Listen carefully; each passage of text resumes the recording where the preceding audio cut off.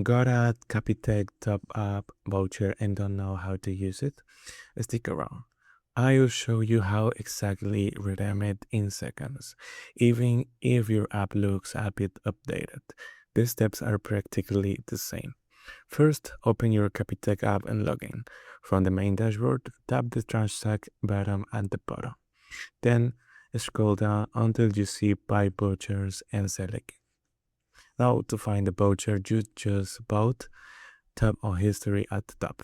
You'll see your different options. Look for the Top Up voucher and tap it to reveal your PIN and details.